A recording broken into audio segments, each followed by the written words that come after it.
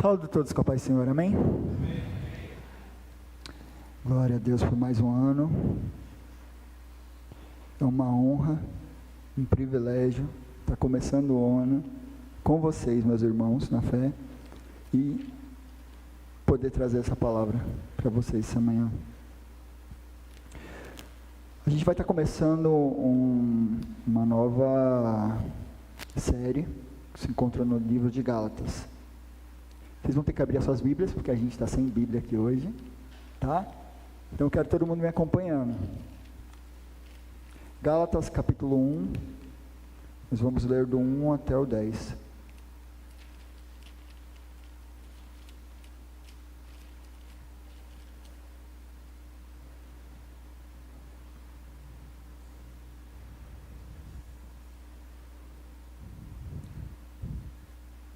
Antes de começar a leitura, eu quero explicar para vocês por que o livro de Gálatas ele é tão importante para a gente. O livro de Gálatas, ele foi escolhido por Lutero para ser chamado de Catarina Vambora dele. Alguém sabe quem foi Catarina Vambora? Foi a esposa de Lutero. Ele escolheu chamar esse livro de Gálatas como a sua própria esposa. Em outras palavras, ele quis dizer que ele se casou com esse livro, que esse livro era tão importante para aquilo que ele estava colocando, que era um casamento, era eterno para ele. E Lutero foi um reformador, o primeiro reformador, que trouxe a reforma para a nossa igreja, que é protestante. Então, vocês conseguem imaginar o tamanho do peso que esse livro tem.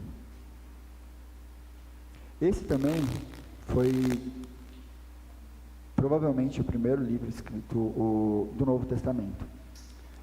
A primeira carta escrita e primeiro livro colocado, porque depois, todos os evangelhos que a gente vai ver, de Mateus, Lucas, Paulo, João, vão vir depois desse livro.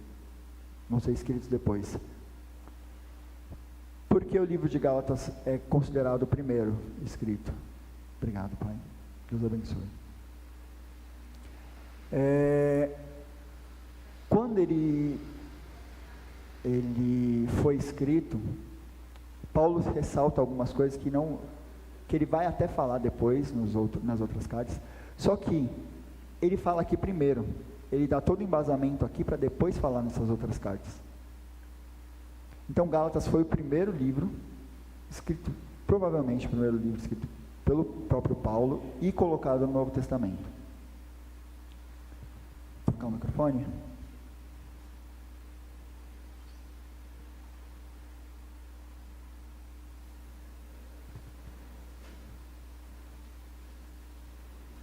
Melhor? Amém? Tá, eu só queria usar isso daqui por um pouquinho de tempo, né? O pessoal fica usando aí, eu nunca uso.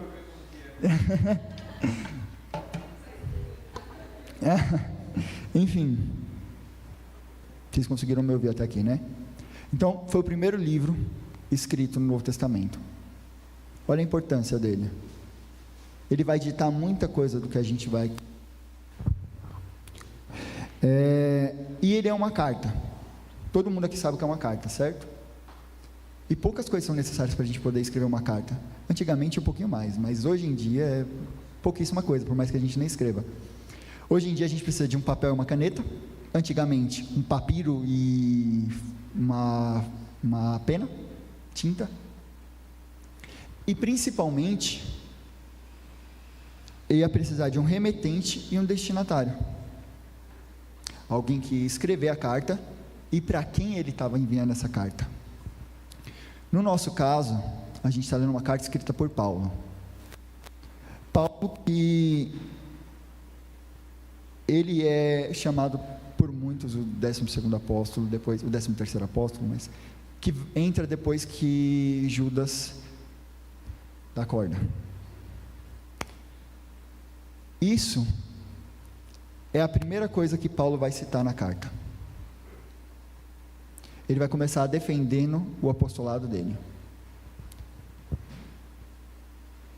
Por que é importante a gente saber que Paulo escreveu e por que Paulo está se defendendo? A conversão de Paulo foi completamente diferente de todos os outros discípulos, certo? A gente sabe como é que os discípulos se converteram, está escrito lá nos evangelhos. Paulo também vai estar escrito, parte vai estar escrita em Atos, e uma parte vai estar escrita aqui, no livro de Gálatas. E ele vai falar sobre a sua conversão somente nesse livro. Por que é importante a gente entender quem Paulo é e por que ele foi chamado? Por que é importante ele começar se defendendo? Porque a maior tática que as pessoas vão utilizar para poder colocar um problema num discurso, ou em algum ensino, ou em alguma coisa que um cristão fala, é apontar para a pessoa que fala. Não vai ser novidade para a maioria de vocês, mas quantas vezes nós já não ouvimos alguma coisa do tipo: pô, mas você não é crente? Você pode fazer isso? Você não é cristão? Quantas vezes a gente já não se irou com alguém, ficou bravo, e aí a pessoa olhava e falava assim: é pastor, é pastora, é irmãozinho. Essa tática não é nova. Eles utilizavam isso antigamente também. Eles vão apontar para Paulo e vão falar: cara, primeiro, quem é você? Você não é um dos 12 que estava andando com Cristo. E por que Paulo começa a carta assim? Eu, Paulo, apóstolo nomeado não por um grupo de pessoas, nem por alguma autoridade humana, mas pelo próprio Jesus Cristo e por Deus, o Pai, que ressuscitou Jesus dos mortos, escreva essa carta com todos os irmãos que estão comigo, às igrejas da Galácia. Ele começa desse jeito porque ele está colocando uma pedra em cima disso. Ele está falando: eu sou Paulo que foi chamado pelo próprio Cristo.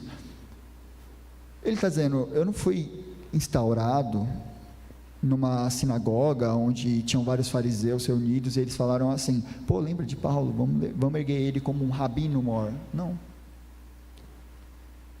Ele está falando que ele não aprendeu o que ele está ensinando aos Gálatas, às igrejas na Galácia, com o apóstolo Pedro, Tiago, Marcos, Mateus, quem você quiser. Ele não está falando que ele está aprendendo com essas pessoas, não. Ele foi instituído pelo próprio Deus, pelo próprio Cristo. A conversão de Paulo se dá da seguinte maneira: Paulo era um grande perseguidor, certo? A maioria aqui sabe. Eu sei que meu pai não vai saber, mas Paulo era um grande perseguidor da palavra, dos cristãos, não da palavra que ele acreditava, porque ele mesmo vai dizer que ele era um exímio zelador da palavra de Deus. Ele pegava a Torá e ele seguia todos os mandamentos, ele era muito zeloso com aquilo, o mais zeloso de todos os que tinham a idade dele. Ou seja, ele era alguém que guardava a palavra, e por guardar tanta palavra, quando ele viu algo se levantando que foi de confronto com aquilo que ele acreditava, ele começou a perseguir. Então ele persegue os cristãos, e ele não só persegue, ele assassina diversos cristãos. Um dos que os estudiosos falam que Paulo provavelmente participou foi Estevão. Apesar disso, Paulo um dia está perseguindo, como ele sempre fazia, e uma luz muito forte aparece e o cega. Ele cai do seu cavalo, ele ouve uma voz muito forte dizendo: por que você me persegues? E esse foi o encontro de Paulo com Cristo. E aqui ele foi chamado como apóstolo. Mas não foi simples assim: pronto, fui chamado, agora eu vou me levantar e vou pregar o completo oposto de tudo que eu fiz até hoje. Não. Ele teve que, primeiro, ele ficou cego, então ele teve que receber a oração de um dos irmãos. Paulo, um perseguidor. Eu quero que vocês entendam isso. Paulo, ele sabia o que era ser um perseguidor da palavra e de Cristo. e dos cristãos. Ele sabia o que era lutar contra tudo aquilo que ele estava pregando agora. Mas quando ele encontra com Cristo, as coisas tomam uma proporção diferente. Vamos pegar uma notícia atual, certo? O presidente dos Estados Unidos pegou o cara lá da Venezuela, não foi? O que um guerreiro, alguém que comanda as coisas, faz quando ele pega alguém do exército inimigo? Ele usa como exemplo. Um exemplo bom? Para ele sim, para o exército inimigo não. Ele vai pegar, provavelmente vai açoitar, vai bater, vai prender, talvez até matar. Era isso que Paulo esperava, se ele fosse pego por qualquer um cristão. Eu que matei e que persegui tanto, agora sou pego por um deles. O que deve fazer? Eles vão me usar como exemplo. E muitos levantariam uma bandeira dizendo: é isso aí, o reino de Deus não vai parar, ninguém pode impedir. Mas não é isso que Paulo encontra. Paulo encontra um amigo que vai orar por ele. Paulo encontra braços abertos. E isso é o Evangelho. Depois desse encontro de Paulo com o Evangelho, ele não vai querer pregar sobre outra coisa que não esse encontro. E aí ele passa alguns anos estudando e revendo tudo aquilo que ele já sabia, que ele já tinha como certeza, e que foi abalado, porque Cristo apareceu para ele. Não é semelhante a gente? Quantas certezas nossas não são abaladas todos os dias quando nós encontramos com Cristo? Quantas convicções a gente guarda no nosso coração de falar, tem que ser feito dessa maneira, e aí Cristo aparece, e mais uma vez as coisas tomam novas cores. Paulo foi um desses. E é isso que ele está dizendo aqui. Eu não fui escolhido por nenhum apóstolo, eu não fui escolhido pelos mais entendedores da lei, eu fui escolhido pelo próprio Deus. E se o evangelho que eu prego é um evangelho divino, se eu fui escolhido de maneira divina, o evangelho que eu prego também é divino.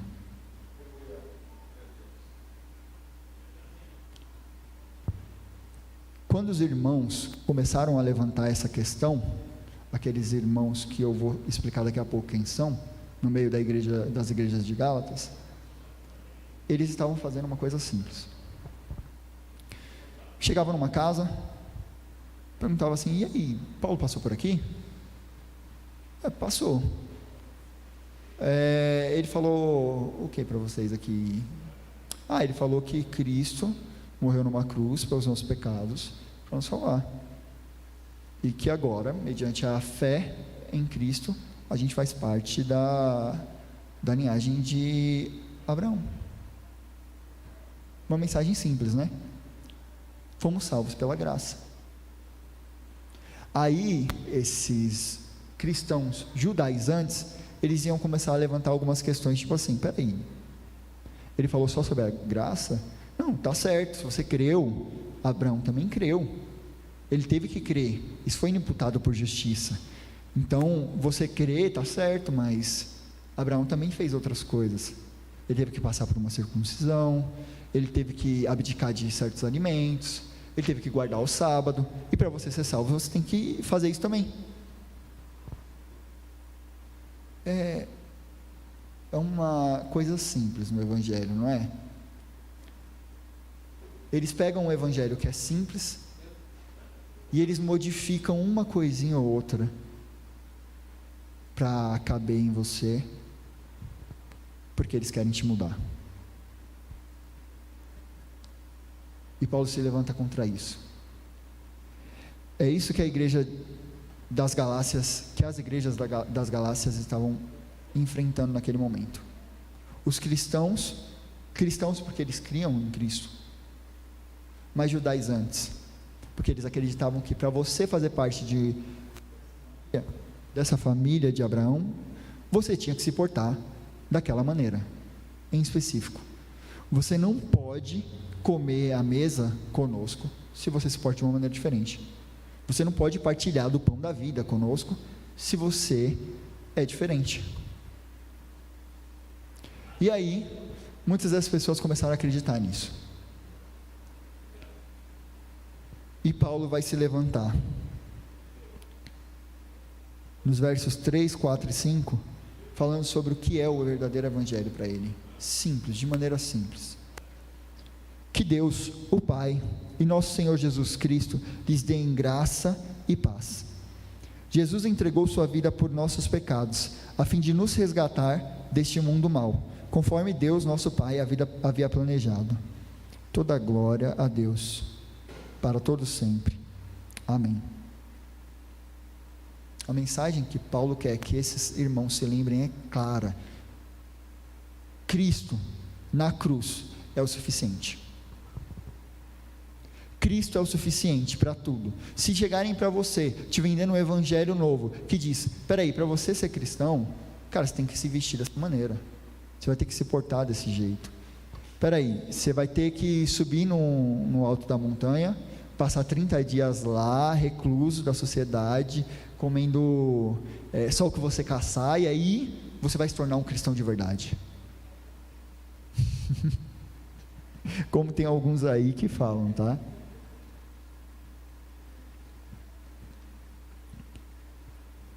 Ele está falando, esse outro evangelho, cara, foge disso, não é isso. Ele está falando, Cristo é o suficiente.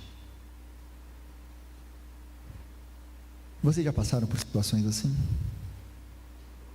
Já disseram para você que Cristo, para ser alcançado, ele precisava de uma nova roupagem, que você precisava mudar? Ou como a gente vê muitas vezes aqui, eu preciso largar primeiro o meu vício, o meu pecado, preciso parar de fumar para poder me converter, eu preciso ter alguma mudança na minha vida antes de encontrar a Cristo, para poder encontrar a Cristo, quando na verdade, quando você chega em Cristo, Ele transforma você, não é uma agência nossa, é uma agência do Espírito. Agora, tem um outro motivo, do porquê esses cristãos judaizantes, eles queriam tanto que as pessoas seguissem essa metodologia, que se portassem dessas maneiras.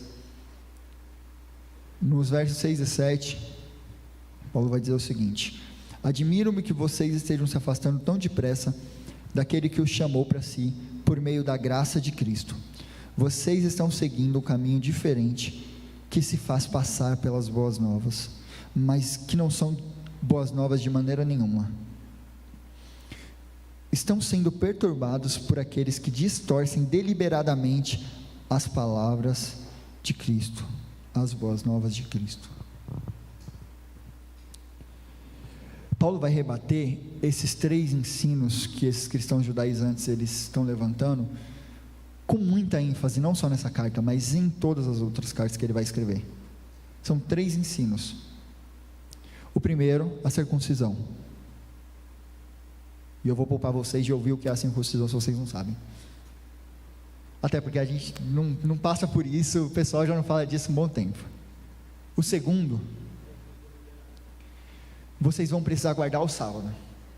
Guardar um dia específico. E isso, até os dias de hoje, ainda tem algumas pessoas que fazem. E o terceiro, vocês vão ter que abdicar a certos tipos de alimentos. Essas 3 coisas, elas tomaram uma proporção tão grande no meio daqueles que Paulo tinha conseguido pregar e que tinham aceitado a Cristo, por meio das pregações de Paulo e Barnabé, que no capítulo 15 de Atos, eles vão fazer um concílio, Paulo, Pedro, Tiago e alguns outros, para poder decidir se essas são coisas do Evangelho ou não. E as palavras de Pedro são muito impactantes nisso, porque ele se levanta num momento e ele começa a falar, como podem estar colocando sobre os gentios, esses novos convertidos, um jugo tão pesado, que nem a gente e os nossos antepassados conseguiram suportar. Por que vocês estão cobrando isso deles? Por que vocês estão cobrando essa roupa? Por que vocês estão cobrando esse tipo de coisa? Quando o que Cristo fez foi muito mais simples. Palavras duras para aqueles que estavam fazendo isso.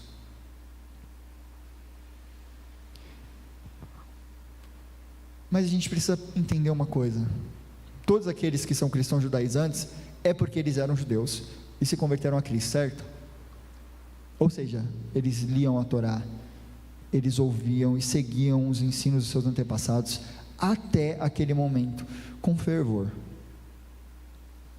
E aí, as coisas mudam de cor. Vão chegar para você e vão falar: nada disso era necessário. Como que eles se sentiram? Porque eles não conheciam um outro jeito de ser povo de Deus, senão seguindo tudo isso. Eles não tinham uma outra ideia do que é ser salvo por Deus, do que é ser povo escolhido e eleito, que não seja seguindo essas diretrizes. Mas Paulo vem apresentar o que Cristo fez para eles.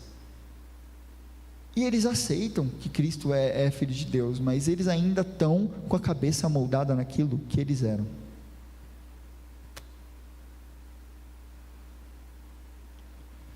O que é ser um povo de Deus, então? Paulo vai falar sobre isso nessa carta. Eles vão começar a entender que ser povo de Deus, ser povo eleito e escolhido, não vai ser mais demonstrado porque você guarda o sábado, porque você não come certo tipo de comida, mas por conta de uma atitude que você vai ter, porque o Espírito foi colocado em você.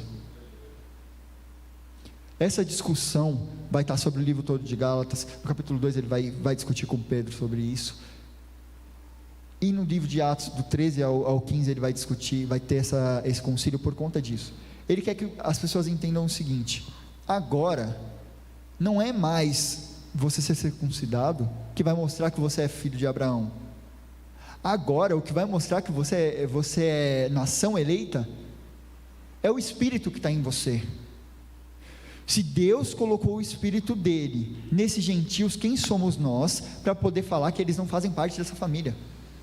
Que para fazer parte dessa família eles têm que mudar quem eles são? Se Deus já aceitou eles dessa maneira, como nós podemos fazer isso? Como nós podemos cobrar de qualquer coisa para se sentar na mesa conosco, se não nos foi cobrado nada?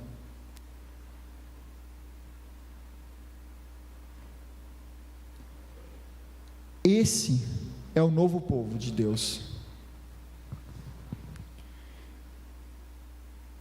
O Espírito vai ser o suficiente para poder demonstrar aqueles que fazem parte do povo de Deus. Como que eu vou saber que o irmãozinho ali faz parte do povo de Deus?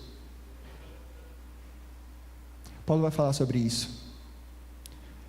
E é nos frutos do Espírito que isso vão ser revelados. Quer saber se alguém é cristão? Não vai ser olhando para ele, não vai ser na Bíblia embaixo do braço, não vai ser no lenço, no paletó. Ele é longânimo? Ele é bondoso? Longânimo é alguém paciente, alguém que auxilia os outros sem se preocupar, entendeu? Quer explicar melhor, pastor André? Longânimo?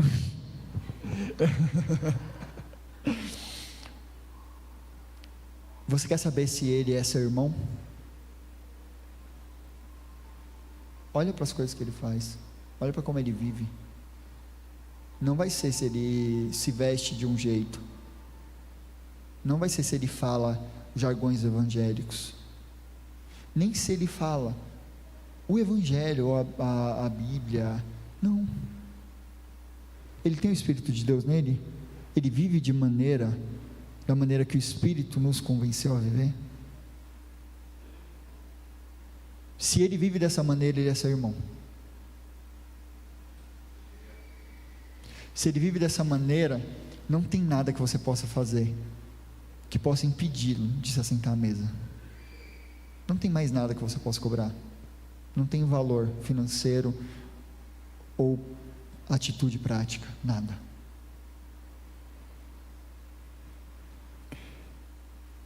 Esses judeus, esses cristãos judaizantes, eles estavam acostumados com um estilo de vida, e eles achavam que esse estilo de vida seria suficiente para salvá-los.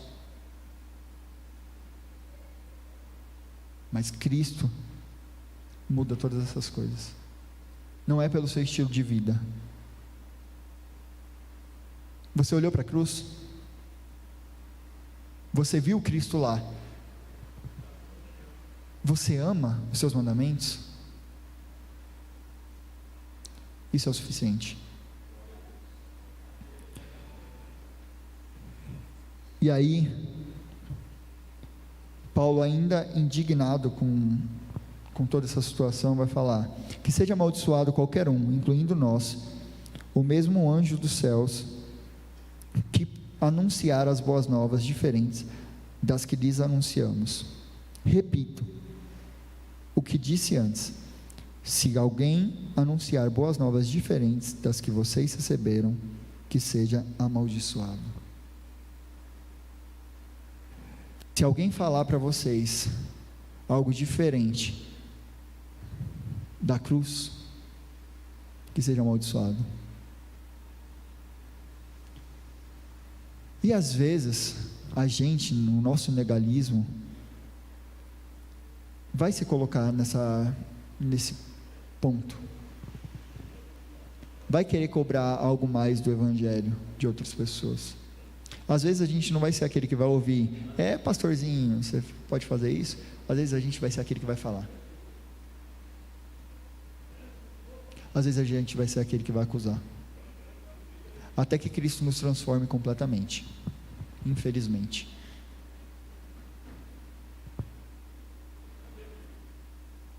Mas Paulo, ele não desiste desses irmãos.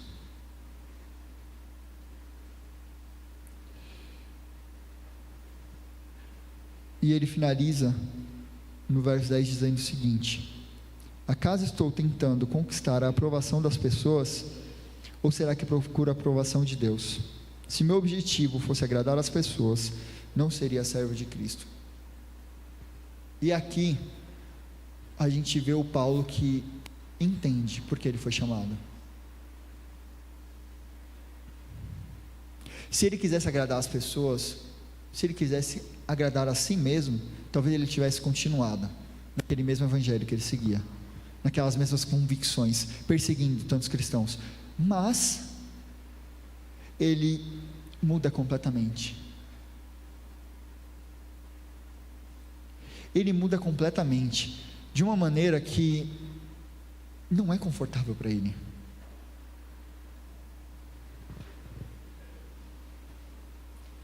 O evangelho não é confortável.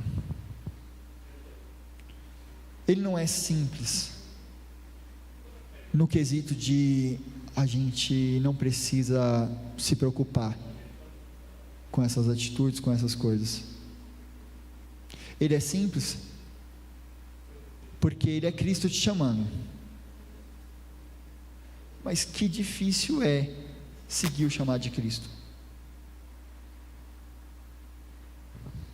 Que difícil é você passar por diversas provações e não falar um A, além de orar. Que difícil é você ser julgado. Que difícil é você abrir mão do seu orgulho. Que difícil é você dar outra face.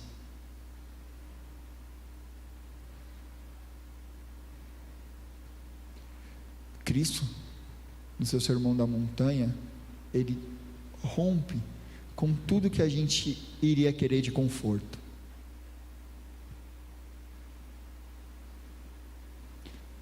A gente não pode viver da maneira que a gente vivia.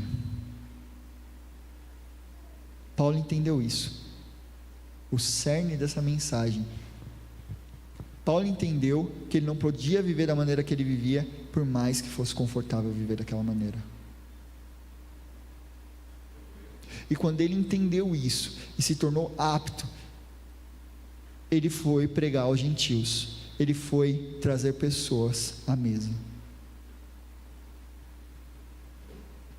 Hoje nós temos uma mesa preparada para partilhar o nosso pão.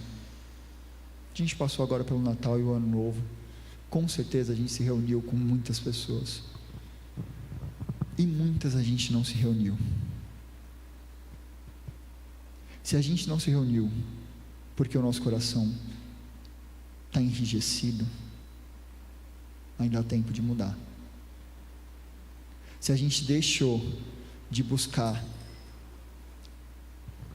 entregar e compartilhar o nosso pão, ainda há tempo de mudar.